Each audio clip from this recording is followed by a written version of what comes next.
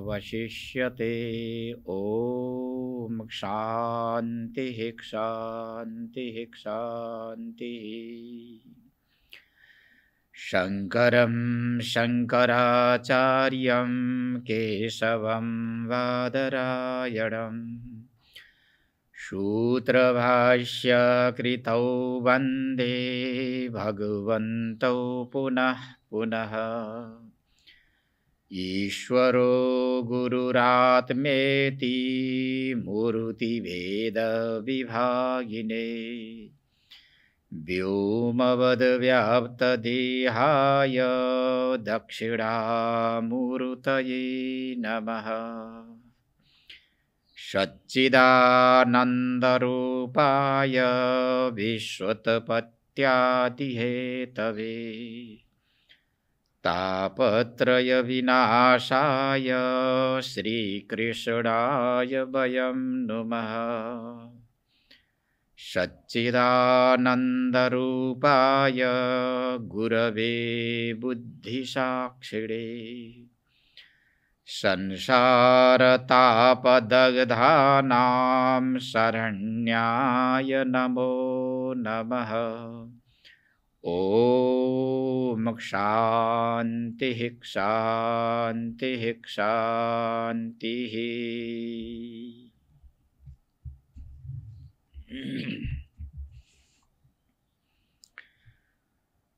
लोके व्यवायामि समद्य सेवा नित्यास्तु जन्तुर्नहि तत्र चोदना।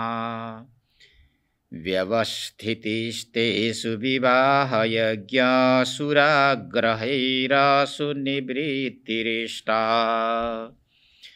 धनं च धर्मैकफलं यतो वै ज्ञानं स विज्ञानमनोप्रशान्ति। गृहेषु युञ्जन्ति कलेवरैश्च मृत्युं न पश्यन्ति दुरन्तवीर्यम्। यद्घ्राणभक्ष्यो विहितः सुरायास्तथा पशोरालभनं न हिंसा। एवं व्यवायः प्रजया नरत्या इमं विशुद्धं न विदुः स्वधर्मम्।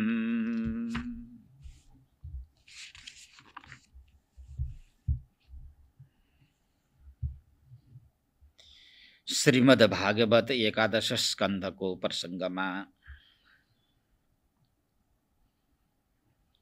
राजर्षि निमिको प्रश्न अनुसार 8वां ऋषिले यहाँ उत्तर दिइरहनु भएको छ।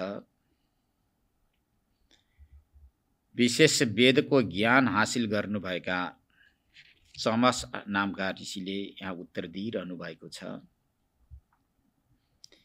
वेदको आज्ञा अर्थात् वेदको आशयलाई नबुझिकन कर्म गर्ने व्यक्तिहरू मूर्ख हुन्छन्, अविनीत हुन्छन्।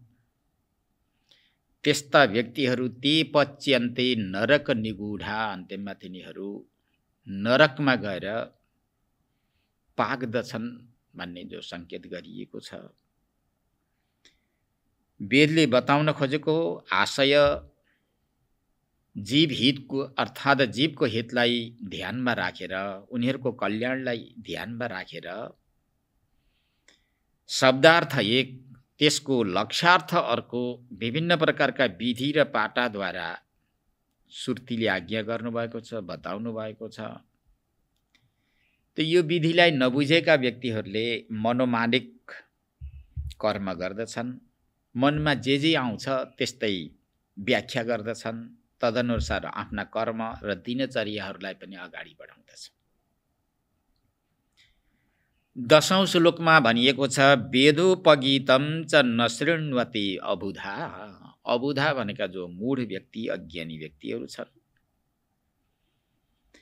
जसरी आकाश व्यापक रूपले रहेको छ त्यस्तै प्रकारले भगवान व्यापक रूपले रहनु भएको छ। आफ्नो आत्मा व्यापक रूपले रहेको छ। व्यापक रूपले रहेको आत्माको वा भगवानको त्यो स्वरूपलाई, महिमालाई बुझ्न नसकेका जो व्यक्तिहरू छन्, त्यो त्यस्ता व्यक्तिहरूले भगवानको बारेमा केही सुन्न पनि चाहँदैनन्, बुझ्न पनि चाहँदैनन्। त तिनले के गर्छन्? मनोरथानां प्रवदन्ति वार्तया।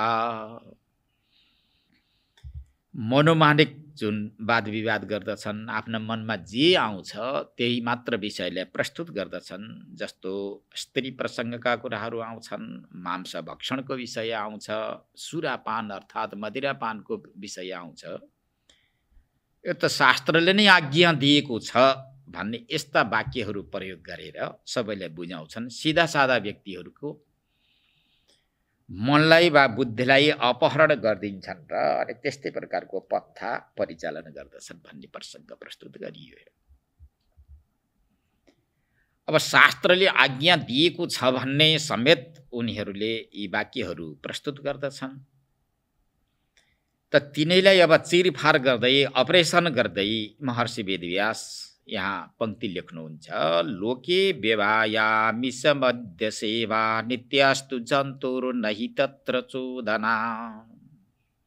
लोके भनेको यो लोकमा, संसारमा, व्यवाय भनेको स्त्री प्रसङ्ग, आमिष भनेको मांस भक्षण, मध्य सेवा भनेको सुरापान अर्थात् मदिरापान। यो नित्य नै प्राप्त छ। नियमत होस् वा रागत होस्, यो नित्य प्राप्त छ। यो कुनै अपूर्व विधि होइन। त्यसको लागि न तत्र चोदना नहि तत्र चोदना भनेको कुनै प्रकारको विधिको आवश्यकता छैन।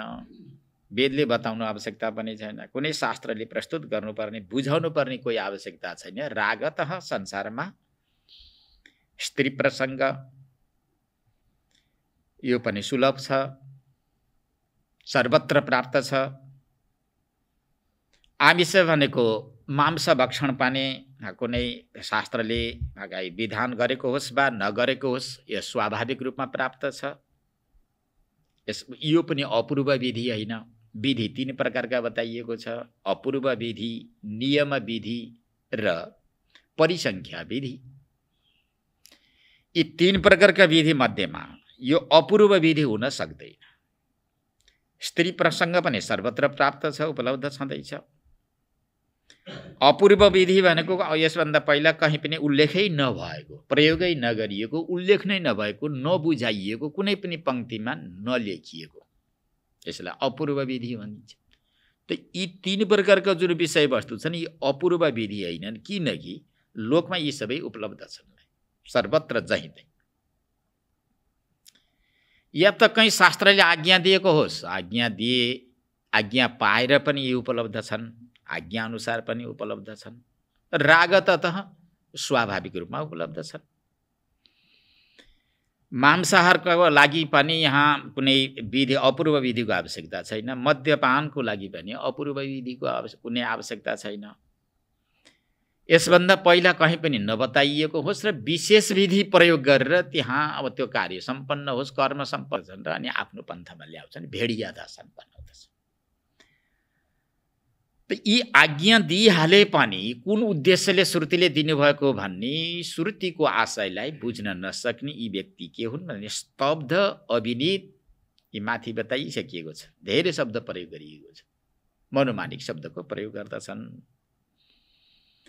अब यी के छन्? नित्यास्तु जन्तुर नहि तत्र चोदना। यी सबै नित्य नै प्राप्त छन्। यिनको लागि कोही नयाँ विधि, चोदना भनेको कोही नयाँ विधिको प्रयोग गर्न पनि आवश्यकता छैन। अपूर्व विधि हुँदै होइनन्, यी जहीँ तहीँ सर्वत्र उपलब्ध छ।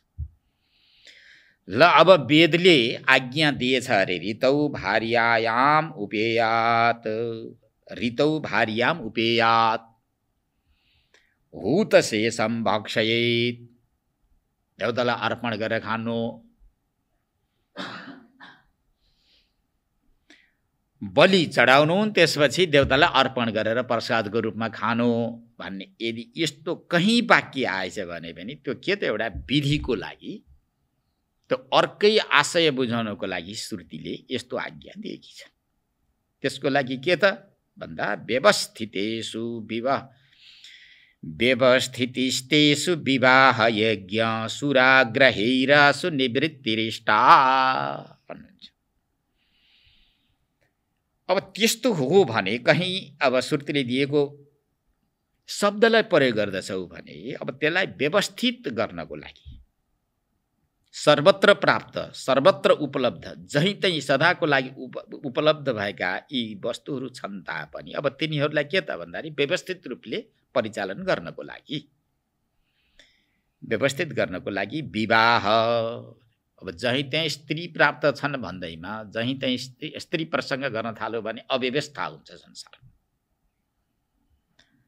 सृष्टिको जो एउटा मर्यादा छ पूर्णतया यो भङ्ग हुन्छ। सृष्टि क्रम नै भङ्ग हुने भएकोले त्यस्तालाई एउटा विधिभित्र ल्याउनको लागि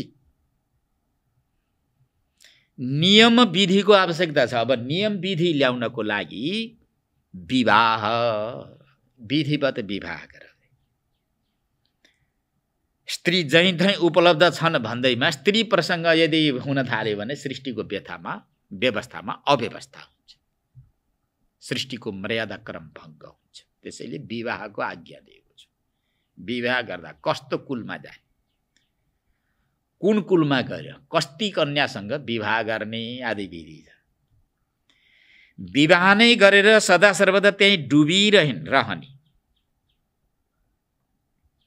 स्त्री प्रसङ्गमा नै पुरा आयुलाई समाप्ति गर्ने यो विधि होइन। यो भन्न खोजेको होइन। यदि यो भन्न खोजेको भए वानप्रस्थ आश्रमको विधान छ सन्यास आश्रमको विधान छ त किन फेरि प्रस्तुत गरिएको छ।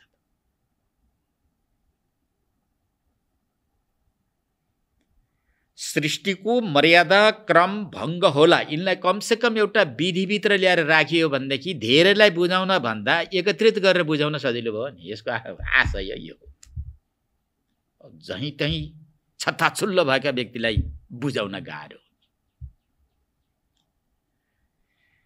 त विवाह गर्ने यथायोग्य कुलमा गएर विभिन्न प्रकारका लक्षणले युक्त भएकी कन्यासँग उसले विवाह गर्यो भनेदेखि अनि कर्महरूले परिणाममा गएर उसलाई बुझाउन सजिलो हुने भएको भएर विवाह एउटा विधि यहाँ बनाइयो। व्यवस्थितेषु अव्यवस्थालाई व्यवस्थित रूपले परिचालन गर्नको लागि विवाहको विधान वेदले गरेको छ। हो वेदले नै गरेको छ। विवाह गरिसकेपछि पनि के को लागि भन्दा ऋतौ भार्याम उपेयात यो पनि विधि हो। फेरि अमर्यादित रूपमा स्त्री प्रसङ्ग होला तर त्यो रूपले जुन यो विषयलाई प्रयोग नगर्नु भनेर बुझाउनको लागि यो पंक्ति त्यहाँ प्रस्तुत गरिएको छ। अब यज्ञ फेरि जहीँ तहीँ हिंसा पशु हिंसा गरेर मांस भक्षण गर्ने गर्छन्। सारा पशुहरूको तिरस्कार गर्दै अपमान गर्दै मांस भक्षण गर्दै गरेका व्यक्तिहरूलाई त्यसबाट अब हटाउनको लागि पहिला एउटा सीमित घेरोभित्र ल्याउनु पर्छ। सारा पशुहरूको अपमान गर्न पाइँदैन। त्यसरी ती पशुहरूको सम्मान गर्नको लागि यो मांस भक्षण जस्तो एउटा अशास्त्रीय पद्धतिबाट शास्त्रीय पद्धतिमा ल्याउनको लागि के गरियो हुत से संभक्षय ल हवन गर अर्थात् पशुको पूजा गर विधिवत त्यसकोलाई बलि देऊ। विधिवत बलि देऊ र त्यो प्रसादको रूपमा खायो भने पाप लाग्दैन भनेर एउटा सीमित घेराभित्र ल्याएर श्रुतिले राखिदिए। अब के श्रुतिको आज्ञा आशय यज्ञमा पशु बलि दिएर अर्थात् बलि चढाएर अनि के मांस भक्षण गर्नको लागि नै के यो एउटा आज्ञा दिनुभएको त आशय त्यो हो त आशय त्यो होइन। जहीँ तहीँ धेरै पशुहरूको नोक्सान गरेर मांस भक्षण गरेको एउटा सिंह जस्तो कर्म धारण गरेर बसेको व्यक्तिलाई एउटा यज्ञमा मात्रै वध गरेर तिमीले मांस भक्षण गर्यो भने पाप मुक्त हुन सक्छौ भनेर एउटा घेराभित्र ल्याइयो। त्यो एउटा यज्ञको घेराभित्र आयो भने बुझाउन सजिलो हुन्छ। बाबु मांस भक्षण गर्नु योग्य वस्तु होइन भनेर बुझाउन सजिलो भयो भएन भने बुझाउन सजिलो भयो। त्यहाँबाट निवृत्त गर्न सकियो। जस्तो एउटा कुनै रोगी जसको पित्त बिग्रेको छ फोक्सो जति पुरा कीटाणुले खाइसके उसले चुरोट पिउँछ मुटु दुख्न थाल्यो, डाक्टरको शरणमा गयो, डाक्टरले उसले चुरोट पिउँदै रहेछ यो भेद थाहा पाइसकेपछि उसलाई भन्छ दिनमा कति चुरोट पिउँछौ भने 10 पाकेट पिउँछु भन्छ। त्यो पाकेटभित्र ती के हुन्छन् तिनको नाम के खिल्ली भन्छ कि के भन्छ भन्ने ल उदाहरणको लागि 10 पाकेट उसले पिउँछ। अब सिधै धूम्रपान तिमीले गर्नै हुँदैन, यदि चुरोट पियौ भनेदेखि तिम्रो मृत्यु हुन्छ भने यदि उसले त्यो भनिदियो सुनाइदियो भने तत्काल त्यो धूमपानबाट हट्न असाध्य गाह्रो छ, कठिनाइ छ। ठिक छ, टाइममा आउनुभएछ, समयमा आउनुभएछ, तपाईले धेरै चुरोट पिउनु हुँदो रहेछ। कति पिउनुहुन्छ भन्दा 10 पाकेट पिउनु। 10 पाकेट पिउनु भएन, कमसेकम 5 पाकेट पिउनुहोस् भनेर 10 बाट कतिमा झारिदियो? 5 पाकेट त पिइरहनु हुन्छ भन्ने आशय त डाक्टरको होइन नि। त्यो के हो र? त्यसलाई पुरा छुटाउने उसको आशय हो। एकैचोटि एकै पटकमा उसले छोड्दै 5 मा ल्यायो। अनि 2 महिनापछि आउनु होला है।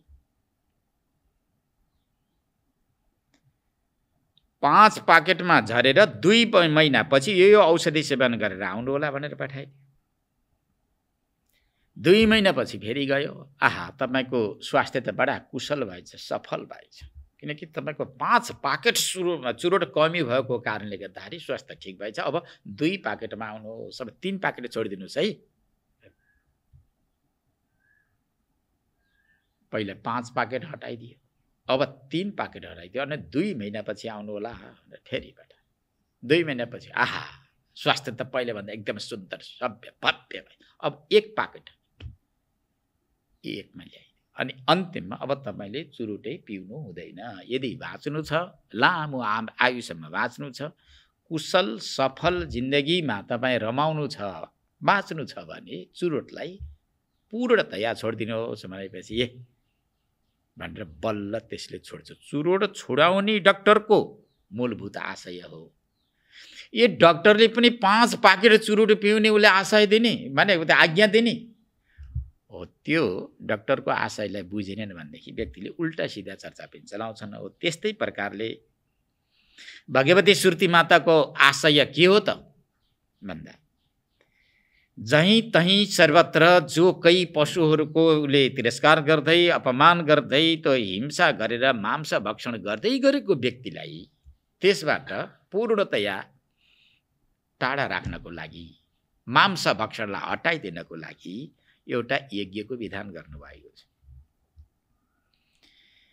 जहीँ तहीँ प्राप्तलाई एउटा विधि ल्याउन पर्ने भयो, नियम विधि भनेर भनिन्छ। जहीँ तहीँ गर्दै गरेकालाई एउटा नियमभित्र ल्याएर बाँधियो।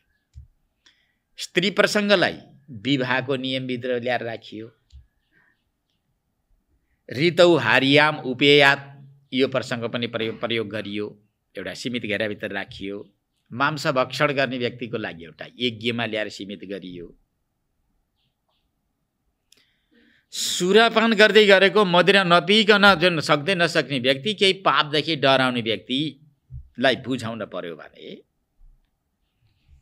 पौत्रामणि नाम गरेको यज्ञमा मात्र सुरापान गर है, त्यसदेखि अन्यत्र नगर। यो हिंसा गरेर यदि तिमीले मांस भक्षण गर्ने हो भने पनि सौत्रामणि नाम गरेको यज्ञ छ, हो त्यो यज्ञमा मात्र तिमीले गर, त्यसदेखि अतिरिक्त गर्न पाउँदैन।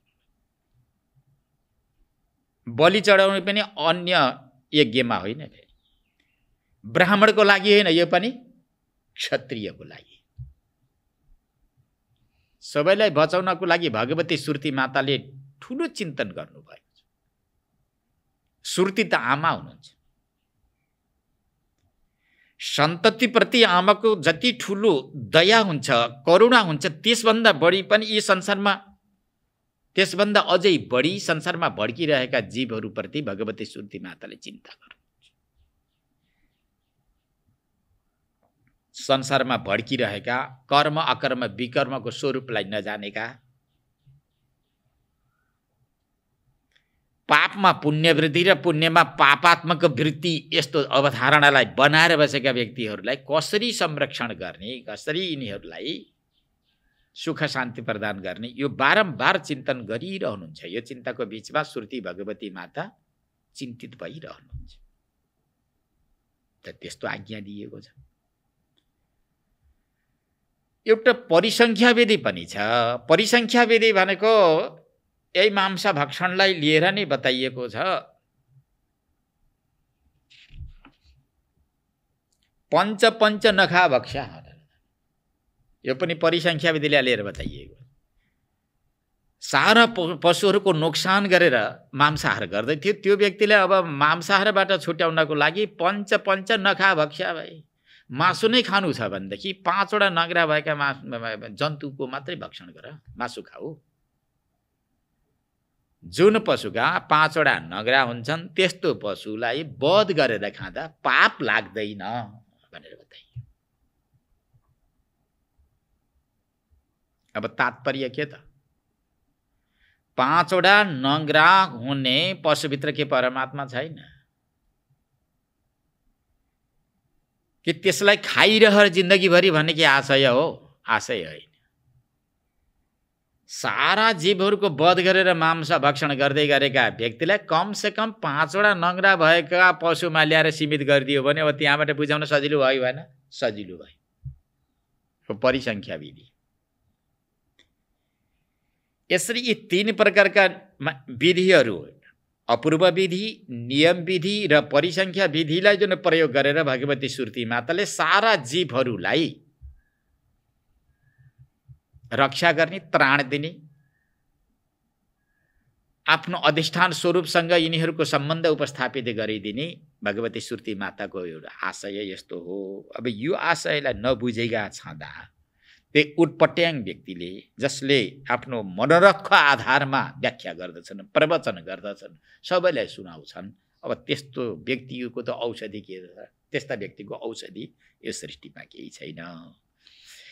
अब यदि तिमीले उज गर्छौ मदिरा नै पान गर्ने हो भनेदेखि सौत्रामणि नाम गरेको यज्ञमा अर्पण गरेर चढाएर अनि तिमीले खाऊ र त।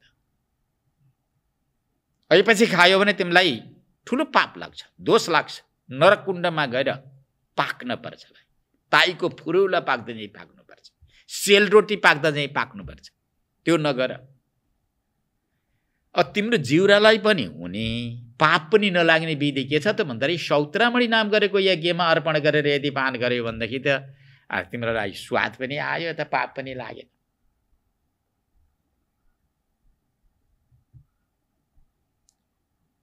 यसरी उसलाई त्यसबाट बचाउनको लागि, त्यसबाट उसलाई त्राण दिनको लागि भगवती सुर्ती माताले कहीँ यस्ता पङ्क्ति दिनुभएको छ।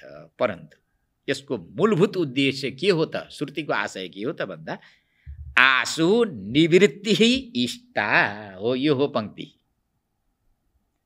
आशु भनेका यी माथि जुन जुन बताइए यिनीहरूबाट निवृत्ति नै सुर्तीको इष्ट हो। यिनी सबैबाट निवृत्ति हुनु यसको इष्ट हो। चाहे स्त्री प्रसङ्ग होस्, चाहे मांसभक्षण होस्, चाहे सुरापान होस्, यी ग्रहित हुन्। यिनद्वारा जीवको कल्याण हुँदै हुँदैन, यिनीबाट निवृत्ति गराउनु नै भगवती सुर्ती माताको आशय हो। यो आशय नबुझेका छँदा यिनीहरूले उटपट्याङ धन्दाहरू गर्छन्, मनोमानिक शब्दहरूको प्रयोग गरेका हुन्छन् भनेर महर्षि वेदव्यासले समस्या देखाइकन त्यसको समाधान पनि गरिदिनु भयो। यो सूत्रमा लोके बेवायामि समद्य सेवा नित्यस्तु जन्तुर नहि तत्र चोदना। यी त नित्य उपलब्ध छन् भाइ। अपूर्व विधि यो भयो कि भएन? भएन। यी त उपलब्ध छँदैछन्।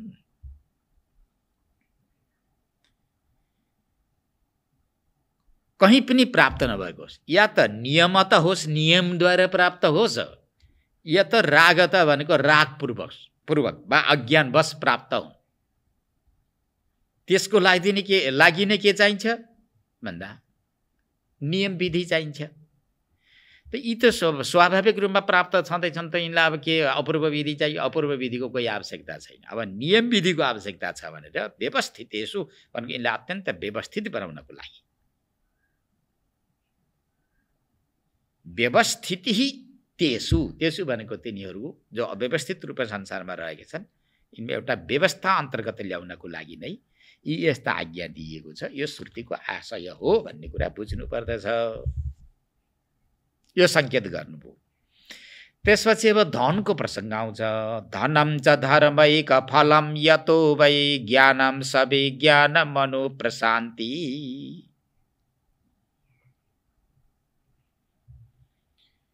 फोहोरो मैलो धुलाले युक्त भएको जुन सानो बच्चा छ त्यसलाई आमाले मिची मिची अब सफा गर्न चाहनुहुन्छ, धोएर सुकिलो राम्रो बनाउन चाहनुहुन्छ। बच्चो रुन्छ, त्यस बेलामा चिल्लाउन थाल्छ। सायद त्यस बेलामा त्यो बच्चाले यतिसम्म कल्पना गर्छ कि आमा मरिदिए हुने थियो भन्छ।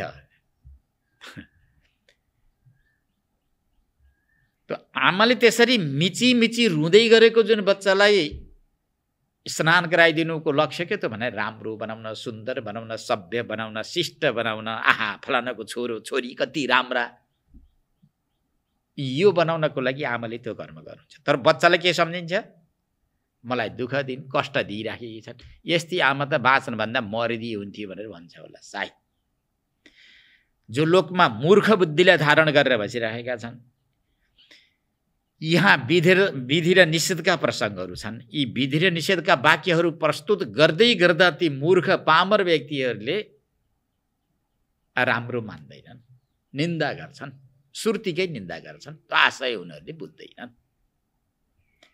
भगवती श्रुति माताले कहिल्यै पनि जीवको अहितकारक सङ्कल्प र कर्म गर्दै गर्नुहुन्न भन्ने कुरा आत्मविश्वास जसभित्र जागृति भएको छ हो त्यो व्यक्ति नै तर्छ, नभए सारा गर्ने। धनम च धर्मैक फलम यतो वै। धनको एकमात्र अन्तिम फल के हो? धर्म साधन हो। न्यायपूर्वक आर्जित जसको साथमा धन छ, सम्पत्ति छ, त्यसको एकमात्र फल के हो? एकमात्र फल भनेको धर्म साधन हो, धर्म सिद्ध गर्नु हो। त्यसरी न्यायपूर्वक आर्जित धनद्वारा रक्ष जुन धर्मले के गर्छ त नि, के फाइदा भन्दा यतः भनेको जसद्वारा सविज्ञानम ज्ञानम, विज्ञानले सहित भएको ज्ञानको अनुभव हुन्छ। विधिपूर्वक धन खर्च गरेर गरिएको जुन यज्ञ छ त्यो यज्ञद्वारा चित्त शुद्धि हुन्छ।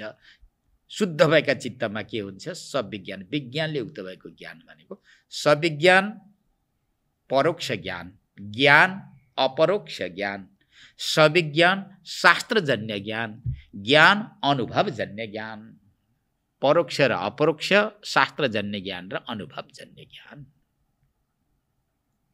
हो। यस्तो ज्ञान उत्पत्ति हुन्छ। परोक्ष ज्ञान र अपरोक्ष ज्ञान दुवै ज्ञान उपलब्धि हुन्छ। शास्त्रमा रहेको जुन ज्ञान छ, पढेर सुनेर आउने जुन ज्ञान के हुन्छ? त्यो त शास्त्रजन्य हुन्छ। कहिलेकाहीँ शास्त्र मात्रै पढेर आएको ज्ञान भुलिन सक्छ, बिर्सिन सक्छ, विस्मृत हुन सक्छ। त्यो ज्ञानलाई यदि अनुभवमा उतारियो भने जिन्दगीमा कहिल्यै पनि बिर्सिँदैन। मिश्री नखाएका व्यक्तिले सोध्यो मिश्री कस्तो हुन्छ? गुलियो हुन्छ। गुलियो हुन्छ भने त्यो एउटा शब्द मात्रै कण्ठस्थ गरेर कहीँ गएछ भने गुलियो मिठो, माने मिश्री गुलियो हुन्छ भन्दै हिँडिरहेको थियो। मूर्ख। मिश्री पनि गुलियो हुन्छ। मिश्री त नुनेलो हुन्छ भनेर लगाइदियो। अलि तकडको फेला परेछ, नुनेलो हुन्छ भनेर लगाइदियो। अब अर्काले तितो हुन्छ भनेर लगाइदिएला, अर्काले टर्रो हुन्छ भनेर लगाइदिएला। यदि जुन व्यक्तिले मिश्री गुलियो हुन्छ भन्ने कुरा शब्द सुनियो, सुन्दा बित्तिकै जिउराउलाएर मिश्रीको टुक्रो राखिदिएको भएदेखि ब्रह्माजी आएर पनि तितो हुन्छ, नुनेलो हुन्छ, टर्रो हुन्छ, पिरो हुन्छ भनेर भनिदिए भने के उसले विश्वास गर्छ? ब्रह्माजी आएर, विष्णु शङ्करै आएर भनिदिए पनि उसले विश्वास गर्दैन। त्यो हो अनुभवजन्य ज्ञान। जबसम्म व्यक्तिले अनुभवमा ज्ञानलाई उतार्दैन तबसम्म त्यो ज्ञान सबल हुँदैन। जन्म मृत्यु जरा व्याधिलाई नाश गर्नेलाई ज्ञान बन्न सक्दैन। त धर्मले के गर्छ? चित्त शुद्धि गर्दछ। शुद्ध भएको चित्तमा सविज्ञान भनेको परोक्ष ज्ञान नै के हुन्छ? अपरोक्ष ज्ञानमा परिणत भएको हुन्छ। अनि त्यसरी अपरोक्ष ज्ञान भइहाल्यो भने के हुन्छ नि? अपरोक्ष ज्ञान भनेको ब्रह्मका दिव्य रूपको अनुभूति। त त्यसपछि अनु भनेको त्यसपछि के हुन्छ? प्रशान्ति। पंक्ति यही लेख्नुहुन्छ, प्रशान्ति अरे मोक्ष रूप शान्ति प्राप्त हुन्छ। प्रशान्ति भनेको अरू मोक्ष रूप शान्ति। जुन शान्ति जीवनमा एकपटक प्राप्त भयो भने अर्को शान्ति खोज्नको लागि भड्किनु नपर्ने, त्यो शान्ति हो। त्यो शान्ति चाहिएको छ जीवलाई। जीवनमा एकपटक जुन शान्तिको अनुभूति गर्यो, अनुभूति गरेको जुन शान्तिले अरू शान्तिलाई पुरा फिका गराइदिएको छ, भड्किनु पर्दैन, दौडिनु पर्दैन, हस्याङ फस्याङ गर्नु आवश्यकता छ। जहाँ बस्यो, जहाँ रह्यो, जुन ठाउँमा गयो त्यही शान्ति छ। अनु प्रशान्ति, प्रशान्ति अनु भनेको त्यसपछि बल्ल यस्तो शान्ति आउँछ जुन शान्तिले सारा शान्तिलाई फिका गराइदिन्छ। रात्रिमा धेरै बत्तीहरू बिजुलीहरू बालिएको थियो, सीमित एरिया प्रकाशिलो भएको थियो। सबैले बिजुली बत्तीको प्रशंसा गरिरहेका थिए। प्रातःकाल भयो, भुवन भास्कर भगवान सूर्य नारायण उदाउनु भयो। उदाइसकेपछि त्यहाँ बिजुलीको प्रशंसा कसले गर्छ? त्यो बत्तीको प्रशंसा कसले गर्छ? सारा विश्व ब्रह्माण्डलाई प्रकाश गर्छ। विषय प्राप्तिद्वारा आएको जुन शान्ति हो त्यो शान्ति क्षणिक शान्ति हो। सविज्ञान ज्ञान जबसम्म उपलब्ध भएको छैन तबसम्म शब्द स्पर्श रूप रस गन्धद्वारा आएको जुन एउटा सुख छ त्यो सुखले शान्ति दिन्छ।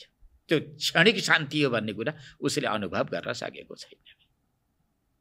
अर्थात् विषयले कसको मनलाई प्रसन्न गराउँछ, जसले सविज्ञान विज्ञानले युक्त भएको ज्ञानको अनुभूति गरेको छैन हो त्यो व्यक्तिलाई मात्र शान्ति दिन सक्छ, आराम दिन सक्छ, आनन्द प्रदान गर्न सक्छ। जसले ज्ञानलाई अनुभव गर्यो, अपरोक्ष ज्ञान गर्यो हो त्यस्ता व्यक्तिलाई यसले अब शान्ति दिन सक्दैन। अनुप्रशान्ति भनेको जहाँ गए पनि, सुते पनि, उठे पनि, नन्दति नन्दति नन्दत्यसौ, जहाँ गयो त्यही आनन्दै आनन्दको अनुभूति गरेको हुन्छ।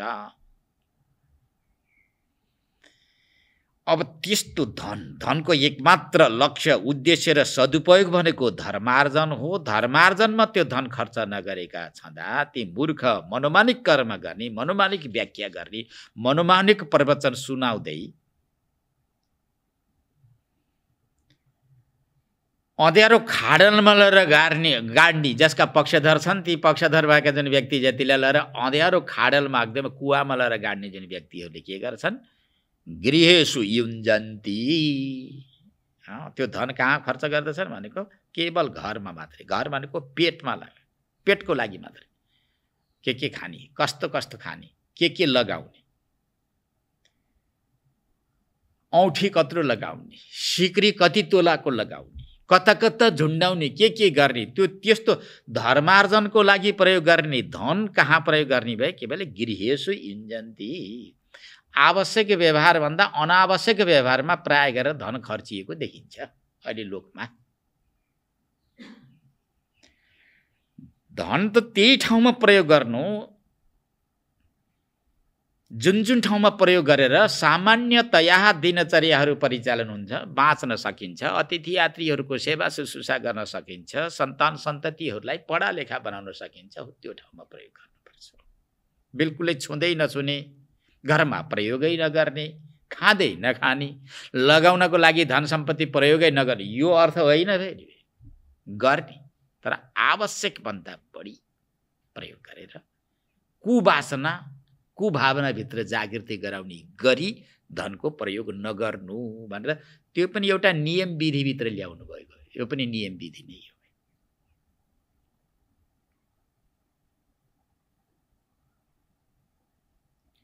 धनमा ताकत छ, शक्ति छ, ठुलो धर्मको रक्षा हुन सक्छ। जस्तो प्रसङ्गले यहाँ आयो, अहिले हरिहर सन्यास आश्रममा हामी बसिरहेका छौँ। यो परम्पराको अहिले पीठाधीशको रूपमा म बसिराखेको छु।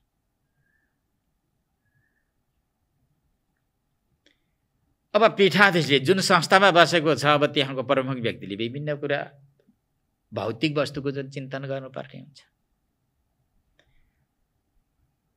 हरिहर मन्दिर 2072 साल वैशाख 12 गते गएको भूकम्पले हरिहर मन्दिर हल्लाएको छ, भत्काइदिइरहेको छ। यहाँ गुरुकुलम सञ्चालन भइरहेको छ, यहाँ कमसे कम एउटा विद्यापीठ भवन चाहिएको छ, छात्रावास चाहिएको छ, शिक्षक निवास चाहिएको छ, भूमि विस्तार गर्नुभएको छ। यो सबैको लागि धनको जुन आवश्यकता छ कि छैन? धनको आवश्यकता छ। धन नभएको यो सबै सिद्ध हुन सक्छ। अब मन्दिर के त्यसै सिधै माथिबाट आएर बन्न सक्छ? सक्दैन। मन्दिर निर्माणको लागि धनको आवश्यकता छ। मन्दिर निर्माणको लागि खर्च गर, सदुपयोग हो धनको।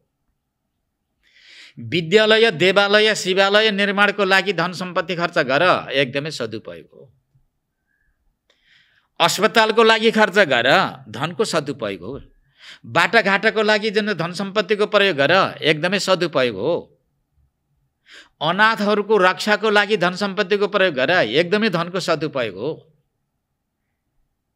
अनावश्यक चाहिने नचाहिने ती खर्च बढाएर केवल आफ्नो पेटको लागि र 2-4 जना परिवारको लागि मात्र तिमीले सम्पत्तिको जुन प्रयोग गर्न थाल्यौ भने त्यो सम्पत्तिको दुरुपयोग हुन्छ। धनले पनि तिमीलाई श्राप दिन्छ। यो अहिले चलिरहेको जुन एउटा प्रसङ्ग छ, यो प्रसङ्गलाई जोडेको मैले। भक्तहरूको अब सम्पत्तिको जुन सदुपयोग त हरिहर मन्दिर निर्माणमा छ, छात्रावास निर्माणमा छ, विद्यालय निर्माणमा छ, भूमि विस्तारमा छ। किनकि प्रसङ्ग यो आएको नै मैले यहाँहरूलाई सुनाएँ, केवल मैले सङ्केत गरेको। बिल्कुलै सम्पत्तिको बाद धनको यहाँ कोही कामै छैन, त्यसलाई छुँदै नछुनु, प्रयोग नै नगर्नु भन्ने अर्थ होइन। विलासी नबन्नु, धनको आधारमा अभिमानी नबन्नु।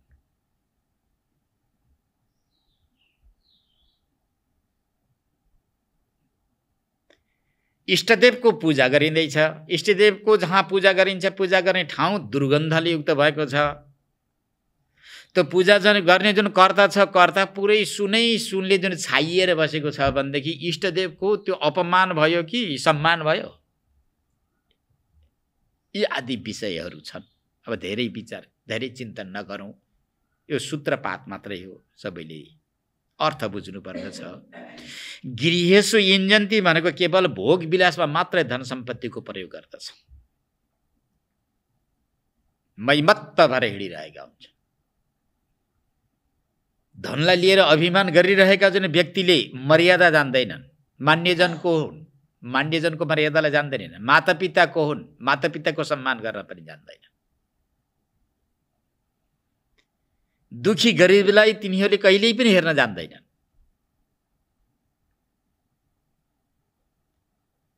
केवल पेटको किङ्कर बनेर बसिराखेका हुन्छन्। र त्यसरी धन सम्पत्तिको प्रयोग गर्ने व्यक्तिको लागि यहाँ निन्दा गर्दै महर्षि वेदव्यासले पङ्क्ति लेख्नुहुन्छ, गृहेषु युञ्जन्ति। त्यस्तो धन, धर्म सम्पादन हुने त्यो धन सामान्यतया यसरी खर्च गरेका हुन्छ। ठुलो काम हुन सक्छ। यदि धार्मिक व्यक्तिका हातमा धन भयो भनेदेखि उसले राष्ट्रको कल्याण गर्न सक्छ, समाजको हित गर्न सक्छ, दुखी दरिद्रीहरूको कल्याण गर्न सक्छ, पूर्णतया धर्मको रक्षा गर्न सक्छ। तर त्यसरी खर्च नगरेर केवल आफ्नो घर गृहस्थ आश्रमको व्यवहारमा मात्रै प्रयोग गर्दछन्। उनले यो देख्दैनन् कि कलेवरैस्यं मृत्युम दुरन्त वीर्यम मृत्युम। कलेवर भनेको यो शरीर। अब कति शरीरको जिम्मा लिएर बसेको छ। प्राय गरे गृहस्थ आश्रममा घरमुलीले कतिजनाको जुन जिम्मा लिएर बसेको हुन्छ बा त्यतिको मात्र चिन्तन गरेर त्यो बसिरहेको हुन्छ। यो थाहा छैन कि जति मिठो खाए पनि, जे जस्ता शौकिन वस्तु पदार्थहरू उपलब्ध गराइदिए तापनि, सुनकै पलङमा सुते पनि, 84 व्यञ्जनको बिचमा राखिदिए तापनि दुरन्त वीर्य भनेको अत्यन्त बलवान काल, बलशाली बलवान जुन काल छ, त्यो काललाई कसैले पनि जित्न सक्दैन। कलेवरैछ मृत्यु, कुनै दिन न कुनै दिन कलेवर भनेको यो शरीर मृत्युको मुखमा जान्छ। कालको गति बडा विचित्रको छ। काल अत्यन्त सबल छ, बलवान छ। यसले कसैलाई पनि छोड्दैन। विद्वान अविद्वान, राजा महाराजा, कसैलाई पनि यसले छोड्दैन। यसरी सबैको शरीरमा मडारिरहेको जुन कालको गतिलाई नजाँदैका छँदा धन सम्पत्ति केवल पेटको लागि मात्र एउटा सीमित घेराभित्रको वस्तुलाई सिद्ध गर्नको लागि मात्र प्रयोग गरेका हुन्छन्। अब त्यस्ता व्यक्तिलाई के भनौँ? नपश्यन्ती भनेको त मृत्यु सृत्यु देख्दैनन्। जति दिन बाँच्यो बाँच्यो, मोज मस्ती गरेर बाँच्यो। धर्म, अर्थ, काम, मोक्ष 4 प्रकारको पुरुषार्थ के हो यो पनि तिनले जान्दैनन्। अब भगवती श्रुति माताले कहीँ यस्ता यी आज्ञा दिनुभयो, ऋतौ भार्यम उपयाद आदि गरिएका यी शब्दहरू प्रयोग गर्नुभएको छ त गरेको कहीँ देखियो भने त्यो के को लागि हो भन्ने कुरा बुझ्नुपर्छ भनेर यो 13 श्लोकमा यसको अर्थलाई स्पष्ट गर्नुहुन्छ। किन पद पंक्ति नपढ्ने हो, यसको यथार्थ व्याख्या नसुन्ने हो भने व्यक्तिको बुद्धि एकदमै उल्टो घुम्न थाल्छ। उसले व्यवहार परिचालन गर्न जान्दैन, मनोमानिक भाषण गर्दै हिँड्दछ। हे बाबु तिमी सुन भनेर भन्नुहुन्छ। यद घ्राण भक्ष्यो विहित सुरायास तथा पशुरा लभनम न हिंसा, यो निर्णय हो। यो पुरा यी नियम विधि सिधि माथिको यो वाक्य हो। हेर भाइ, मदिरापान नै गर्नु छ वा सुरापान गर्नु छ भने सौत्रामणि नाम गरेको यज्ञमा समर्पण गरेर पान गरे भने जुन शब्द प्रयोग गरियो त्यो पान गर्ने अर्थमा यहाँ नभनेर के भनिएको हो? यो त घ्राण भक्ष्यो विहित सुराया, सुराया भनेको जुन सुरा छ, मदिरा छ, त्यसलाई पान गर्नु। क्षत्रियहरूले पनि पान गर्नु भन्ने अर्थ होइन, उनले पनि घ्राण भक्ष्य, सुग्नुलाई नै भक्ष्य भनेको नाकले सुग्नु। क्षत्रियहरूले मात्र गर्ने यज्ञ हो यी सौत्रामणि आदि गरिएका जुन यज्ञहरू। अब यज्ञका विधि छन्, ब्राह्मणले कुन यज्ञ गर्ने, क्षत्रियहरूले कस्तो यज्ञ गर्ने, वैश्यहरूले कस्तो यज्ञ गर्ने। विराट परमात्माका मुखबाट ब्राह्मणको उत्पत्ति, बाहुबाट क्षत्रियको उत्पत्ति, जाँघबाट वैश्यहरूको उत्पत्ति, यिनका माने कर्महरू वर्ण व्यवस्था सारा मिलाएर सर्जन गर्नुभएको छ। उनीहरूलाई एक एक आदेश दिएर पठाउनु भएको छ, तिमीले यो कर्म गर्नु, यो कर्ममा साहस नगर्नु, प्रवेश नगर्नु भनेर समेत विधि र निषेधको एउटा परिधि खिचिदिएर घेरा खिचिदिएर त्यहाँ पठाइदिनु भएको छ। अब ब्राह्मण, क्षत्रिय, वैश्य, शूद्र, पुरुष जातिले यज्ञोपवीत लगाउनु।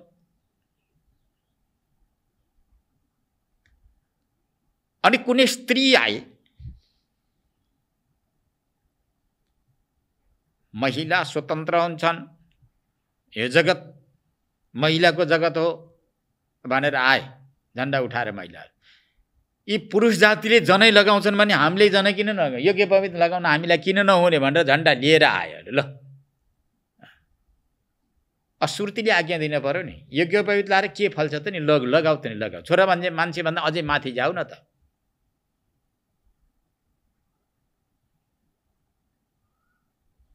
यज्ञोपवीत लगाउँदैमा यदि यी ब्राह्मण, क्षत्रिय, वैश्य, पुरुष भन्दा माथि गइन्छ भने लगाऊ, तर बेलले आज्ञा दिन्छ दिँदैन। तिम्रो एउटा मनको हठले अब त्यो लगाउनु, मैले गरेर किन नहुने, उनले गर्ने मैले गर्ने किन नहुने भन्न थाल्यो भने फलको उत्पत्ति हुँदैन। अब त्यो राग हो। राग त हिजो बढ्दै थियो, आज केही बढेको छ, भोलि बढ्दै जान्छ। राग रूपी अग्निको ज्वालमा तिमी जलेर मर्छौ, काम सिद्धि भाइ। फलको उत्पत्ति हुँदैन।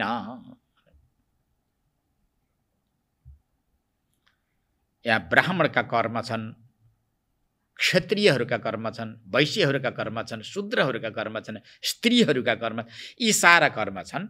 यी कर्मको विषयमा विधान कसले गरेको छ? सुर्तीले विधान गरेको छ। सुर्तीको विधान अनुसार कर्म गर्दै गयो भने पाप लाग्दैन। जस्तै ब्राह्मणको बच्चो, जबसम्म यज्ञोपवीत संस्कार हुँदैन, उपनयन संस्कार हुँदैन, तबसम्म कर्मको अधिकारी हुन्छ हुँदैन। ब्राह्मणको पुत्र हो भन्दैमा उपनयन संस्कार आदि द्वारा संस्कारित यदि भएको छैन भने ब्रह्मकर्ममा ऊ सम्मिलित हुन पाउँदैन। यस्ता यस्ता विधिहरू, यो पनि सूत्रपात मात्रै। कसैले भन्छन् हामीले गर्न नहुने, किन नहुने? उनले कर्मकाण्ड गर्छन् भनेदेखि हामीले कर्मकाण्ड गर्न किन नहुने भनेदेखि असुर्तीले आज्ञा दिएको छ भने गर बाबु। अब मनोमानी गर्छौ भने चाहिँ मूर्खलाई त कसले छेक्न सक्छ, कसले रोक्न सक्छ? खुला छ संसार, यो मैदान त खुला हो।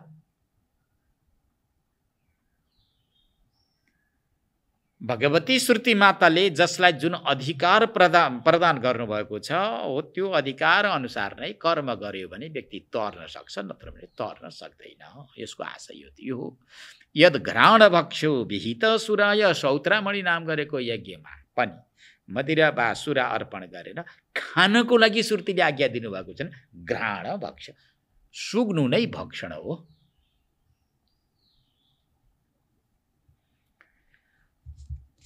अब त्यही सौत्रामणि नाम गरेको यज्ञमा पशुको बलि दिनु अनि त्यसपछि प्रसादको रूपमा खानु, यस्तो जुन श्रुतिले आज्ञा दिएको छ यो पंक्ति श्रुतिको भनेर भनौँ ल बाबु, त्यो भन्न खोजेको होइन। पशु हो आलभनम हि नहिंसा। ती पशुलाई स्पर्श गर्नु नै त्यसको विधि हो, हिंसा गर्नु विधि होइन। आलभनम भनेको स्पर्श गर्नु। माथि त बताइएको थियो नि पहिले, जस्तो बलि चढाउँदै गरेको जुन पशु छ त्यो पशुलाई सर्वप्रथम सम्प्रोक्षण गर्नु भनेर, जहीँ तहीँ हिंसा गरिरहेको व्यक्तिलाई अब एउटा सीमित पशुमा ल्याउनको लागि भगवती श्रुति माताले त धेरै बताइदिनु भयो। सम्प्रोक्षण नगरेका सामग्रीहरू पूजाका योग्य हुँदैनन् भनेर बताइएको छ। सम्प्रोक्षण भनेको अपवित्र पवित्रो वा सर्वावस्थाङ्गतो विवा यह स्मरेत पुण्डरीकाक्षम सभाय अभ्यन्तर शुचि। सम्प्रोक्षण गरिसकेपछि मात्र बल्ल ती पूजाका सामग्रीहरू चढाउन योग्य हुन्छन् भनेर बताइएको छ। त पशुलाई पनि पशुको खुर सुनु, कान सुनु, पेट सुनु, ढाड सुनु, सारा सुनु, स्पर्श गर्नु भनेर त्यहाँ बताइएको। अनि त्यसपछि बलि दिनु भन्ने बताइयो। त्यो मूर्खलाई त्यति शब्द प्रयोग नगरिदिने हो भने अब यो आलम्बन मात्रै हो है भनेर पहिले भन्दाखेरि मान्छे मान्दैन। अब यथार्थ के हो त श्रुतिको भनाइ भन्दा पशुलाई आलम्बन भनेको स्पर्श गर्नु मात्रै हो, न हिंसा। हिंसा होइन, बधै गर्नु भन्ने त्यो अर्थ होइन।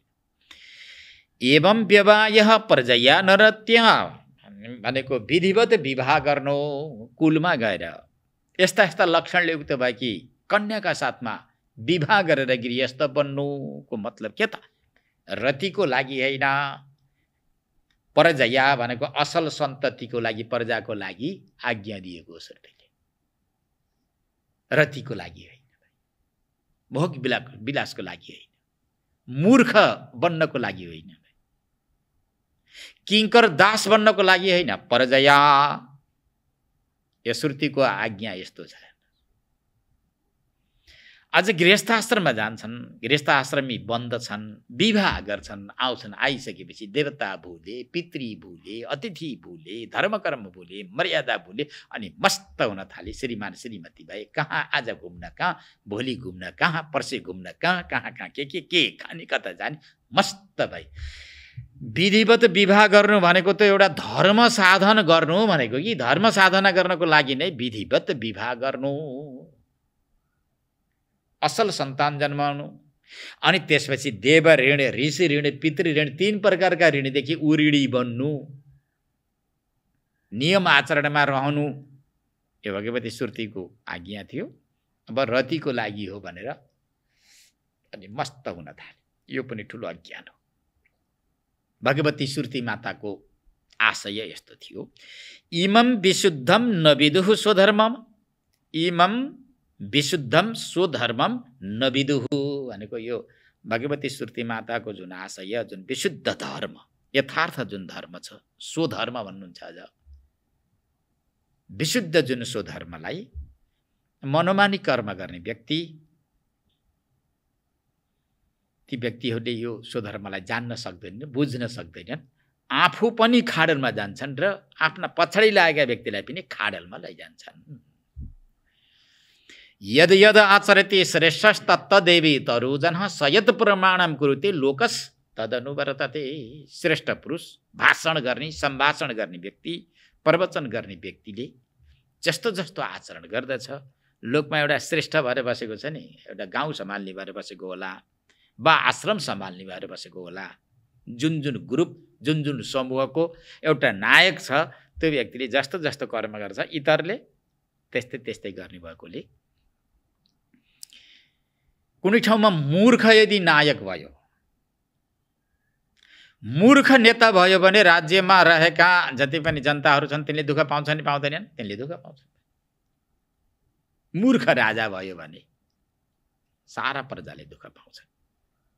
हो त्यस्तै जस्तो इमं विशुद्धम सुधर्मम नविदु, ती व्यक्ति ती मूर्ख व्यक्तिले यो विशुद्ध धर्म सुर्ती माताको जुन एउटा आशयलाई बुझ्न जान्न सक्दैनन्, मनोमानी कर्म गर्दै जान्छन् अनि हिंसात्मक पूजा गर्दै जान्छन्, कुलको पूजा गर्ने भन्छन् अनि बोका डोडाएर जान्छन् अनि तिनका गर्दनमा लगेर तरबार राख्छन् अनि त्यसपछि मांस भक्षण गरेर आउँछन्। हाम्रा पितृ खुसी भए भन्छन्।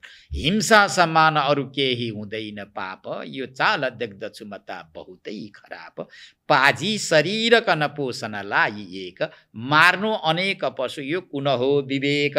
नालायकी छ गर्नु पशु मारी हर्ष, गई कुम्भी पाक बिचगोते 1000 वर्ष। कविहरूले आफ्ना लेखनी लेखाउँछन्, अगाडि चलाउँछन्।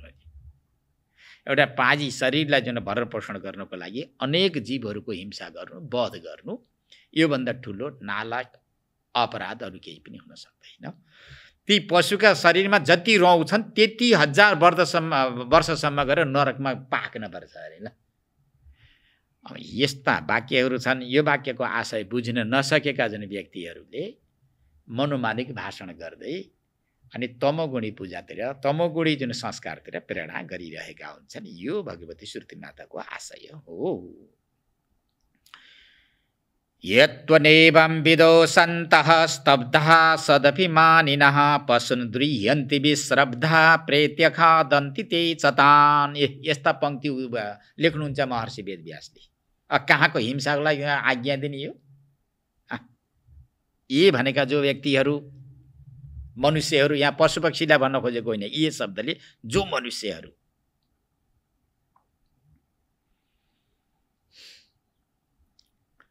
अनेवं विध एवं अविध गर्नुपर्छ। यस्तो यो वेदको मर्यादालाई नजानेका छँदा, सुर्तीको जुन मर्यादा छ, सुर्तीद्वारा जुन प्रतिपादित जुन मर्यादा छ, यस्तो मर्यादालाई नजानेका छँदा असन्त भनेका असज्जन, सन्त स्वभाव सन्त संस्कार नभएका, अशास्त्रीय संस्कारलाई बिहोरेर बसेका, भिरेर बसेका व्यक्तिहरू। स्तब्धा भनेका अविनीत भनेका मै हुँ, मभन्दा संसारमा अरू कोही पनि छैन भनेर अविनीत भावमा बसिरहेका। स्तब्धा जसको शरीर झुक्दै झुक्दैन कि, किन पैसा पनि छ, अलिअलि यज्ञ आदि गरेर कसैलाई दान दक्षिणा गरे जस्तो पनि देखिन्छ। कुनै सार्वजनिक क्षेत्रमा गएर यसो माला लगाउन पाइन्छ, च्यादर सादर ओढ्न पाइन्छ, तालीसाली खान पाइन्छ भनेर गएर 2-4 पैसा दिएको पनि छ।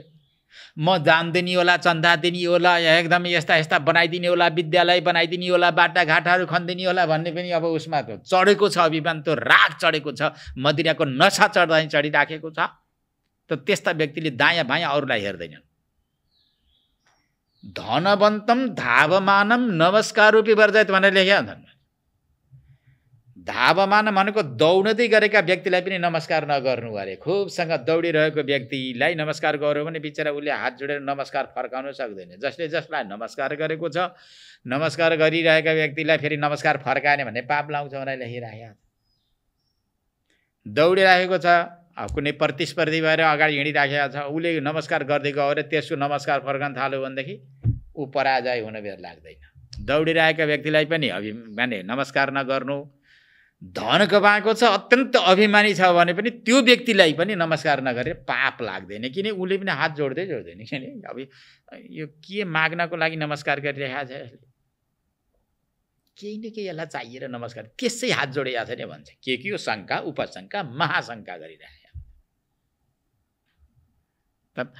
सदभिमानिनः, सत् मनै ठुलो यस्तो जुन अभिमान गरिरहेको हुन्छ, मैले यति सज्जन संसारमा म मात्रै छु, मदेखि अतिरिक्त कोही पनि छैन। सत् भनेको यो सज्जन, उदार मना, मानी, त्यागी, दानी, शिष्ट, सभ्य भद्र व्यक्ति म नै हुँ, मदेखि अतिरिक्त कोही पनि छैन भन्ने यस प्रकारको भावना गर्छन्। यो भावनाद्वारा अभिमानी न भनेको आफूलाई अभिमानी बनाएका, अभिमानको एउटा पगडी भित्र बसिरहेका त्यस्ता व्यक्तिले के गर्दछन्? पशुन द्रुह्यन्ति विश्रब्धा, निर्लज्ज भएर, विश्रब्धा भनेको निसङ्कोच निर्लज्ज भएर धेरै पशुहरूको उनीहरूले द्रोह गरिरहेका हुन्छन्, पशुवध गर्दछन्, अर्काको तिरस्कार गर्दछन्। पशु मात्र होइन, अन्य प्राणीको पनि उनले तिरस्कार गर्दछन्। विशेष गरी यहाँ पशुन शब्द नै प्रयोग गरेकोले पशुन द्रुह्यन्ति, पशुहरूको द्रोह गर्दछन्, पशुवध गरेर पूजा गर्दा ठिक हुन्छ भन्ने यस्तो भावना गर्दछन्। अब यसको विषयमा बताउनुहुन्छ, तान भनेका त्यस्ता सठ स्तब्ध असन्त सद अभिमानी यस्ता व्यक्तिलाई, ते भनेका ती जुन पशुहरूलाई तिनीहरूले वध गरेर अहिले मांसाहार गरिरहेका छन्, ती पशुहरूले प्रेत्य भनेको अर्को लोकमा अर्को जन्ममा खादन्ती भनेको तिनको मासु खुबसँग खान्छ, तिनको मासु खुबसँग खानिन्छ। प्रेत्य भनेको अर्को लोकमा गएर, अहिले त खायो खुब खा। राजा प्राचीन बर्ही भनेको कुश, प्राचीन भनेको पूर्वतिर फर्काएर, जसले दिनानुदिन यज्ञानुष्ठान गरिरहन्थे। यज्ञानुष्ठान त गर्थे, परन्तु कसरी गर्थे? हिंसात्मक अनुष्ठान गर्दथे, धेरै पशुको बलि चढाएर।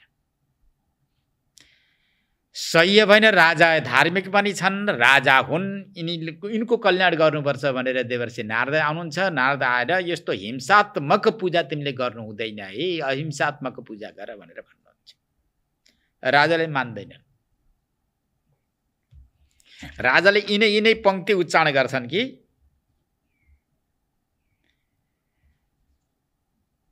अर्पण गरेर जुन खाएको जुन मांस हो त्यो प्रसाद हुन्छ, यस्तै शब्द प्रयोग गर्छन्। त्यसपछि देवर्षि नारदले योग बलद्वारा आकाशतिर हेर त राजा भनेर आकाशतिर हेर्दा त जुन पशुलाई त्यहाँ यज्ञमा मारिएको छ ती पशु जति त चोचो ल्याएर नग्रा ल्याएर उसलाई जुन खानको लागि तयार भएर बसेको छ। तिमीले वध गरे जतिका पशुले तिमीलाई फेरि तिम्रो मासु खानको लागि माथिबाट हेरिरहेका छन्, हेर भनेपछि बल्ल राजा काँप्यो। हो मैले के यज्ञ गरेँ, के यस्तो यज्ञ गरेँ, अब के गरौँ, के गर्दा ठिक हुन्छ भनेर प्रश्न गरिसकेपछि देवर्षि नारदले अहिंसात्मक पूजामा प्रवेश गराएर अनि त्यहाँ वेदान्त सुनाउनुहुन्छ। हो त्यस्तै यहाँ जुन पशुलाई अहिले मारेर व्यक्तिले खाएको छ, मासु खाएको छ, ती पशुहरूले अर्को जन्ममा त्यो व्यक्तिलाई मासु खानको लागि तयार भएर बसेको हुन्छ। यहाँ मनु महाराजले आफ्नो स्मृति ग्रन्थमा लेख्नु भएको छ, मांस भक्षयिता मूत्र यस्य मांस मिहाद्मिहम एतन मांसस्य मांसत्वम प्रवदन्ति मनीषिणः। मनु महाराजले स्मृतिमा लेख्नु भएको छ, भाइ इह भनेको यो लोकमा अहिले, अहम भनेको मैले जुन पशुको मासु आदमी भनेको खान्छु, जुन पशुको मासु मैले यहाँ खाइरहन्छु, स भनेको त्यो पशुले, ती पशुहरूले, अमूत्र भनेको अर्को लोकमा, माम भक्षयिता भनेको मलाई खानेछन्। हो यही हो मासुको मीमांसा भनेको भाइ। जुनलाई अहिले मैले खान्छु तिनै पशुले अर्को जन्ममा मलाई खान्छन् भनेको गरेको कर्म माटोभित्र गए पनि पानीभित्र गए पनि जहाँ गए पनि भोग गर्नुपर्छ। जस्तो कर्म गरेको छ त्यस्तै कर्मको फल उसले बिहोर्नुपर्छ। पापात्मक कर्म गर्यो म त स्वर्ग जानियो, रिट्ठाको बीज रोपेर कहाँ फल्दछ, जान्दैनौ कर्मको गति, गर्यौ पाप खोज्यौ स्वर्ग, जान्दैनौ कर्मको गति, रिट्ठाको बीज रोपेर कहाँ फल्दछ कागति। गरेको छ पाप, खोज्छ स्वर्ग। ए बाबु ए मूर्ख तँलाई स्वर्ग कसरी मिल्छ? स्वर्ग जानी हो भने स्वर्ग जानी खाले कर्म गर भइन्छ। रिठाको बीज रोप्ने अनि कागती चाहिने फल्छ, फल्ने होला छैन, त्यसको सङ्केत हो।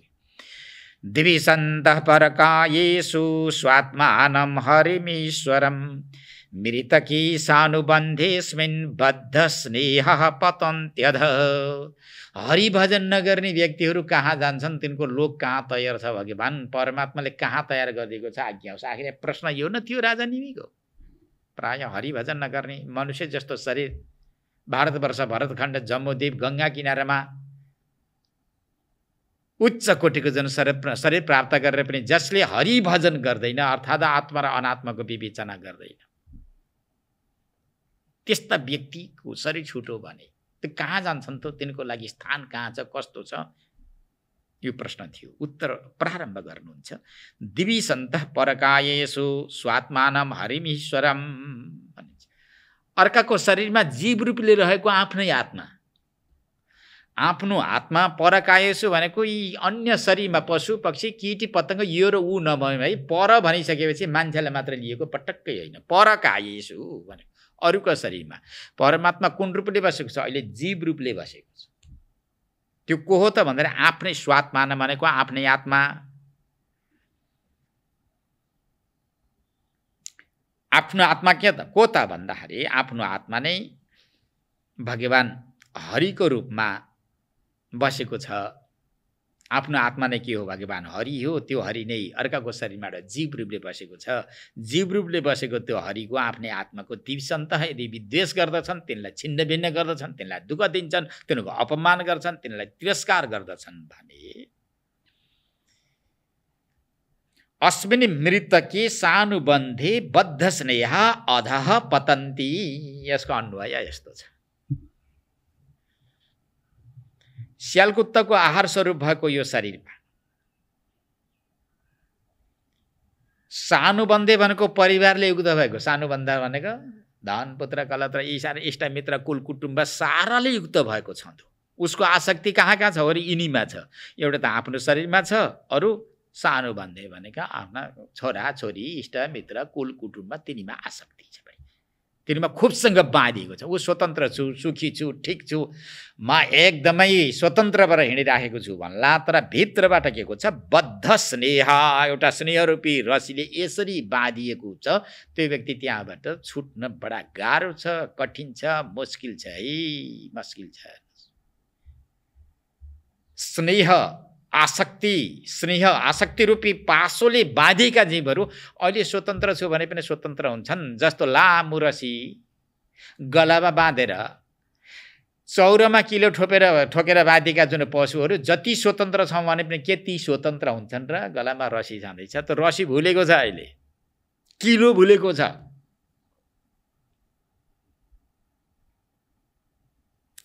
प्रारब्ध रूपी किलो ठोकिएको छ। यो स्नेह रूपी एउटा जुन पासो छ, त्यो पासोद्वारा गला बाँधिएको छ। त्यस्ता व्यक्ति कहाँ जान्छन्? अधः पद। अध भनेर कसलाई भन्ने नि? केलाई भन्ने? यो अध केही अहिले यहाँ मञ्चमा बसेको छ, मञ्चदेखि तलतिरको यो अहिले जुन भाग छ यो तल होला, यो भवनभन्दा तलतिरको पृथ्वी अधोभागलाई यो हो कि? यो होइन भाइ, नरकै हो, अरू केही होइन। नरकलाई अध भनिएको छ। हो त्यस्तो नरक कुण्डतिर जान्छन्। हरिभजन नगर्ने व्यक्ति कहाँ जान्छन्? प्रश्नै छैन। उत्तर सिधै अधः पतन्ती गच्छन्ती। नरक कुण्डतिर जान्छन्, अन्यत्र जान्छ त पर्छ कि छैन। भगवानले यति ठुलो लगानी लगाएर पठाइदियो। यस्तो शरीर, यस्ता अन्तःकरण, यी इन्द्रिय, भगवत गीता, भागवत जस्ता ग्रन्थ, उपनिषद जस्ता ग्रन्थ आफूले पढेर नजान्ला, नदोहोर्ला, अर्थ गर्न नसक्ला, फेरि शब्दार्थ र वाच्य अर्थलाई अलग गर्न नसक्ला भनेर आचार्यहरूलाई तयार गरेर पठाइदिएको। यत्रो सुलभ सामग्री उपलब्ध गराइदिँदा पनि यदि हरिभजन गर्दैन, आत्मा र अनात्माको विवेचना गर्दैन भनेदेखि अधा पद ती नरकमा नगए कहाँ जाने त नि? ती स्वर्गतिर गयो भनेदेखि त्यो अन्याय भयो नि? कि न्याय भयो र? ठुलो अन्याय। अन्याय गर्ने व्यक्तिले यदि न्याय भयो, ठिक गरेछ भनेर कसैले भनिदियो भने त्यो न्याय भयो कि अन्याय भयो? ठुलो अन्याय भयो कि? ठुलो अन्याय भयो। त्यो ख्याल गर्नुपर्छ। जो दोषी छ त्यसले दण्ड पाउनुपर्छ, जो निर्दोषी छ त्यसले न्याय पाउनुपर्छ। ये कैवल्यमसम्प्राप्ता ये चातीताश्च मूढताम् त्रैवर्गिका ह्यक्षणिका आत्मानं घातयन्ति ते। महर्षि वेदव्यास भन्नुहुन्छ। कति व्याख्या गर, जति व्याख्या गर्यो त्यति तानिन्छ। यी श्लोकभित्र पुरा उपनिषद शास्त्र निहित छन्। यी भनेको जसले, जुन मनुष्यले कैवल्यम असम्प्राप्ता, तत्त्वज्ञानलाई प्राप्त गर्न छैन। कैवल्य भनेको त्यो तत्त्वज्ञान नै हो, आत्मज्ञान नै हो। आत्मज्ञान भनेको भगवत ज्ञान। म को हुँ भनेर आफ्नो परिचय। 96 अङ्गुलले युक्त भएको शरीर 24 तत्त्वको एउटा पुञ्ज छ। यो पुञ्जभित्र म को हुँ भनेर खोज्ने हो। यो सबैभन्दा ठुलो अन्वेषण भनेको यही हो। कसले देखेको छ, कसले सुँगेको छ, कसले तिता र मिठोको अनुभूति गरिराखेको छ, को हो त? फेरि प्रत्येक व्यवहारमा मको प्रयोग गरिराखेको छ, प्रयोग भइराखेको छ। यो म को हो त? के हो? यसको विचार नगर्ने। एक कैवल्यम असम्प्राप्त, जसले कैवल्य ज्ञान भनेको तत्त्व ज्ञान प्राप्त गरेनन्, अप्राप्त भए, असम्प्राप्त, तिनी प्राप्त गर्न सकेन। त्यसपछि फेरि ती व्यक्ति मूढताम, अत्यन्त जड माने तत्त्वज्ञान भनेको भगवानलाई जान्ने जुन ज्ञान हो त्यो हुन छैन। मानव शरीरद्वारा जो सम्भव छ त्यो सम्भवलाई यदि कसैले पनि जान्न सकेन भने त्यो के भयो? मूढ भयो होइन? त्यसको नाम नै मूढ भयो। मूर्खतामा परिणत भयो। ठुटो जस्तो हो त्यो पत्थर ढुङ्गा, त्यसको केही कामै छैन। मानव शरीरद्वारा परमात्मालाई जान्न सकेन भने त्यो ठुटो मुढाको संसारमा केही काम छ कि छैन? शास्त्रको दृष्टिले छैन। अब लोकको दृष्टिले के हुन्छ हामीले जान्दैन, मैले पनि जान्दैन। ल हामीले के जान्ने? शास्त्रको दृष्टिमा, श्रुतिको दृष्टिमा त्यसको कोही काम छैन। ठुटो ढुङ्गो पत्थर हो। कौन पूछे खेसरीका दाल? श्रुतिले के सोध्छिन् त्यसलाई? खेसरीको दाललाई कसले सोध्छ? त्यस्तै अतितास छ भन्नुहुन्छ। अतिता भनेको जुन मूढतामा तिनीहरू प्राप्त भए भनेको, ज्ञान मार्गमा उनीहरू लाग्न सकेनन्, अर्थात् भगवत ज्ञान गर्न सकेनन्, मूढ भए। अतिता भनेको टाढा भए कि कोदेखि टाढा भए? ज्ञानदेखि धेरै टाढा भए, भक्तिदेखि टाढा भए, भगवत भजनदेखि। अतिता भनेको कहाँ हो, कहाँ पुगे? नदीमा बगेको ठुटो जस्तो, कहाँबाट बगेर आएको, अब कहाँ जानियो? कुरूप विरूप भएर बगे जस्तो हुन्छ नि। नदीमा ठुटो बग्दैको आयो भने सल्लाहको रुख नदीमा पढ्यो, बग्दै जाँदा ठोकिँदा कुरूप भयो। के को हो थाहा नै भएन। हो त्यस्तो ठुटो। त्रैवर्गिका भन्नुहुन्छ नि। त्रैवर्गिक भनेको के त भन्दाखेरि धर्म, अर्थ र कामका मात्र पक्षधर भएका मोक्षरूप जो चतुर्थ पुरुषार्थ छ त्यसको बारेमा गन्ध पनि नआएका, गन्ध पनि नसुँगेका। केही सामान्य धर्म गरे जसको आधारमा अर्थ धन सम्पत्ति प्राप्त भयो। प्राप्त भएको धन सम्पत्ति काम भनेको कामनालाई भोग विलासमा लगाइदिए। मस्त म खाऊँ मै लागूँ, सुख सयल बा मोज म गरूँ, म बाँचुँ मै नाचुँ, अरू सब मरुन् दुर्बलहरू, यस प्रकारको भावना गर्दै हिँडे त्रैवर्गिका। हे अक्षणिका भन्नुहुन्छ। श्रवण मनन निधिध्यासन यहीदेखि एकदमै रहित भएका अक्षणिका। उनले कोही अवसरी श्रवण मनन निधिध्यासन ईश्वरको बारेमा दूरे हरिकथा अच्युत कीर्तना भनेर जुन माथि त्यही पङ्क्तिको पूर्ति हो। यो हरिकथा कहाँ छ, अच्युत कीर्तन कहाँ छ? यसदेखि बिल्कुलै शून्य, जिरो भएका, गोल भएका, केवल अन्न पचाउने मिसिन बनाएका पेटलाई त्यसैको आधारमा बसी बाँचिरहेका त्यस्ता व्यक्तिहरूले के गर्छन् त भन्दाखेरि आत्मानम घातयन्ति। हो के गर्ने त? आत्मघाती भन्ने श्लोक आएको छ। निर्देह माध्यम सुलभम सुदुर्लभम पलभम सुकल्पम गुरुकर्णधारम मयानुकूलेन नभस्वतेरितम पुमान भवाब्धिम न तरेत स आत्मा। मनुष्यको शरीर जस्तो सुन्दर सभ्य भव्य अठिलो गठिलो पानी सानी नचुनी खाले ढुङ्गा प्राप्त गरेर, गुरु जस्तो बोटे प्राप्त गरेर, अनुकूलको सत्सङ्ग रूपी अनुकूलको वायु प्राप्त गर्दा गर्दै पनि तर्दैन, आत्मा र अनात्माको विवेचना गर्दैन भनेदेखि त्यो व्यक्तिको नाम के हुन्छ? आत्मघाती हुन्छ भनेर बताएको छ। अब यस्ता व्यक्ति पनि के हुने? आत्मानम घातयन्ति, अरू गरेका पापको प्रायश्चित्त बताएको छ शास्त्रले। आत्मघात गरेका व्यक्तिको पाप प्रायश्चित्त छ कि छैन? छैन भनेर बताउनुहुन्छ। त्रैवर्गिका यक्षणिका आत्मानम घातयन्ति दे, त्यस्ता व्यक्तिले आत्मघात गर्दछन्। आत्मघात गरेको, आत्महनन गरेको पाप लाग्दछ। बरु गोहत्या गरेको पनि यहाँ प्रायश्चित्तका विधि होलान्, तर आत्मघातीको छैन। मनुष्य जस्तो शरीर प्राप्त गरेर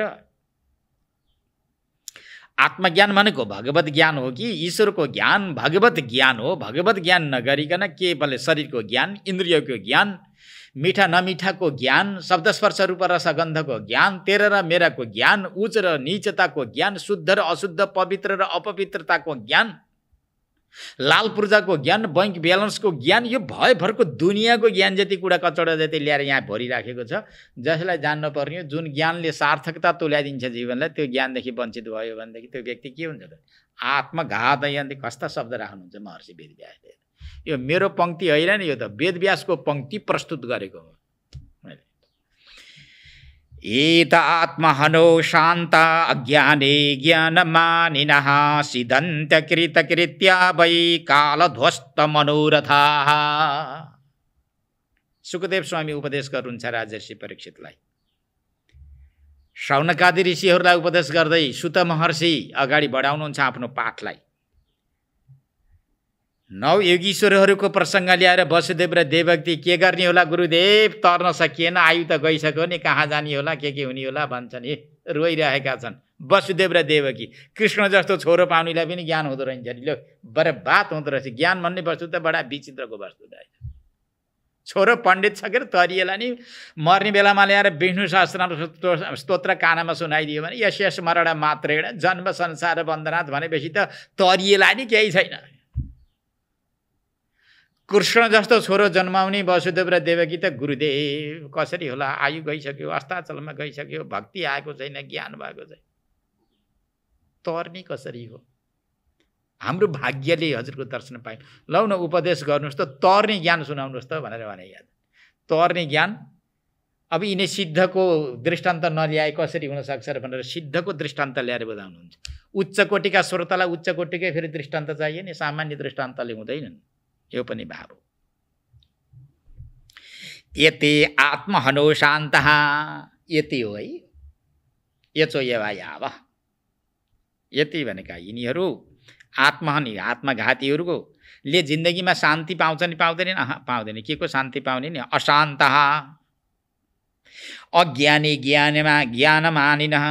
अज्ञान माने ज्ञान माने भनेको जो विशुद्ध धर्म छ त्यो विशुद्ध धर्ममा यिनीहरूले अज्ञान लएर त्यसमा मिसाइदिएका छन्।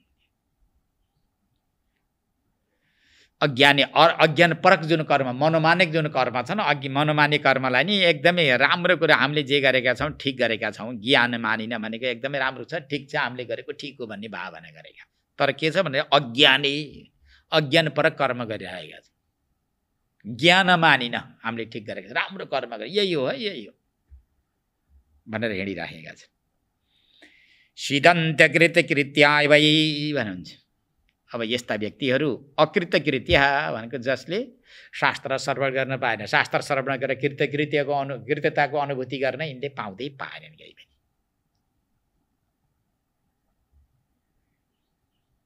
कृतकृत्यताको अनुभूति गर्न यिनीहरू, किनकि कृतकृत्यता कहिले आउँछ भन्दाखेरि श्रवण मनन निधिध्यासन योग्य आचार्यबाट शास्त्रको श्रवण गर्ने अधिकार प्राप्त भएको रहेनछ भने दीक्षा मन्त्र सुनेर मन्त्रको जप पूजामा संलग्न भएर ती आदिद्वारा चित्तलाई अत्यन्त पवित्र बनाएर पवित्र चित्तलाई लिएर योग्य आचार्यका नजिकमा गएर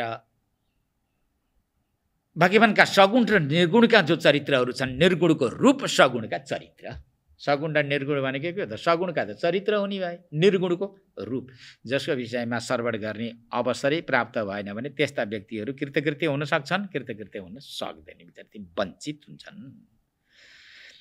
अब त्यस्ता अकृतकृत्य भएका जुन व्यक्तिहरू छन् ती व्यक्तिहरूका जो सङ्कल्पहरू छन्, त्यहाँ जाउँला, यो गरौँला, यति गरौँला, त्यति कमाउँला, यति गरेपछि यति गरौँला नि, यति एउटा घडेरी जोडौँला नि, अनि यस्तो घर बनाउँला नि, त्यो घरमा यसरी बनाउँला नि, त्यो घरमा बनाएको कोठामा पूर्वतिर सिरान गरौँला वा दक्षिणतिर सिरानी फर्काउँला नि, अनि सोफा सेटहरू पनि यस्ता यस्ता राखौँला नि, यो गऱ्यौँ भनेदेखि एकदमै राम्रो हुन्छ नि, ठिक हुन्छ नि भनेर विभिन्न प्रकारका मनोरथ, अनि यी गऱ्यौँ भनेदेखि हामी ठिकठाक हुन्छौँ, छोराछोरीलाई पढा लेखा बनाउँला, के गरौँला भनेर गरिरहेका तिनका मनोरथ जति कालध्वस्त मनोरथ, मनमा रहेका जो मनोरथहरू छन् ती सबै कालध्वस्त, कालले ध्वस्त गराइदिन्छ। काल त दिनानुदिन आएको छ, उसका पछाडि लागिराखेको छ। प्रातःकाल, मध्याह्नकाल, सायङ्काल, यी कालै त हुन्, अरू के हुन्छ भने यी सबै काल उसका पछाडि लाएर आयु जति अपकर्षण गरिरहेका छन्, माने आकर्षण गरिरहेका छन्। आदित्यस्य गता गतैरहरह संक्षीयते जीवनम। सूर्य र चन्द्रका किरणले साराका आयुलाई खिचिराखेको छ। सूर्य र चन्द्र भगवान पनि हुन्, यिनी काल पनि हुन्, मृत्यु पनि हुन्। त्यहीलाई सबैलाई खिचिराखेका छन्। काल ध्वस्त मनोरथ, के गरौँला भनेको आएर पक्रियो। घर पनि बनाइयो, ठिक भयो, राम्रो भयो। अब खानेकुराहरू सबै ठिकठाक छन्। अब मेवा मिष्टान मस्तसँग बस्ने है श्रीमती ज्यू भनेर। श्रीमनले के भन्यो? श्रीमती ज्यू भनेर भन्दै थियो। श्रीमतीले पनि हस् हस् हजुर होइ बक्सिन्छ भन्दै थिए। अनि अचानक मुटु दुख्न थाल्यो। अनि डाक्टर कहाँ गइसकेपछि डाक्टरले के भन्छ, तिमीलाई सुगरले बाँड हानिसक्यो, तिम्रो किडनी पनि अब एकदम कमजोर भइसक्यो, पित्त पनि कमजोर भइसकेको छ, अब उमालेर खायो भने ठिक होला। यदि तिमीले अलिकति तरसर भएको अलि तगडो खाले खायो भनेदेखि त 2 वर्ष 1.5 वर्षभन्दा अगाडि जाने त सम्भावना कमी छ है भनिदिइसकेपछि मलाङ मुलुङ अब त्यो घर कहाँ के कालो ध्वस्त मनोरथ भनेको यही त हो नि। अनेक विघ्नका बीचमा बाँच्नुपर्छ, जिउनुपर्छ संसारमा। एक विघ्न है। बजार गएको छोरो फर्केर आउँछ कि आउँदैन, तिनका पछाडि पनि विघ्नै लागेको छ। घरमा वज्र बिजुलीको जोखिम छ, आफ्नै शरीर रोगले आक्रमण गरेर यी विभिन्न प्रकारका दुःख र कष्टको बीचमा बाँच्नुपर्छ, जिउनुपर्छ। त्यसले ती व्यक्तिहरू जसले हरिभजन गरेनन्, आत्मा र अनात्माको विवेचना गर्न सकेनन्, अशान्त मना भएर बसे, धर्म अर्थ काम मोक्ष मध्येमा 3टा पुरुषार्थलाई मात्र साथमा राखे, चतुर्थ पुरुषार्थलाई स्वीकार गरेनन्, जो कि अमृत स्वरूप थियो, प्राप्त नगरी नहुने पुरुषार्थ थियो, त्यसलाई परित्याग गरिदिए, गुमाइदिए। त्यस्ता व्यक्तिहरू कहाँ जान्छन् त? नरकतिर जान्छन्। हित्वात्यायासरचिता गृहपत्य श्रीश्रियः तमो विसन्त्यनिच्छन्तो वासुदेव पराङ्मुखाः। तब यो प्रसङ्गलाई उपसंहार गर्दै 8वाँ ऋषिले भन्नुहुन्छ, हित्वा भन्नुहुन्छ वासुदेव पराङ्मुखाः। ती कस्ता भने वासुदेवदेखि पराङ्मुख भएका। वासुदेव भनेको आत्मतत्त्वलाई वासुदेव तत्त्व भनेर भनिन्छ। त्यो 3देखि पराङ्मुख भएका, विमुखा निमुखा भएका। अनिच्छन्त भनेले इच्छा नगर्दा नगर्दै अब यो संसारलाई छोड्ने इच्छा नहुँदै पनि के गर्छन् भन्दा अत्यायास रचिता,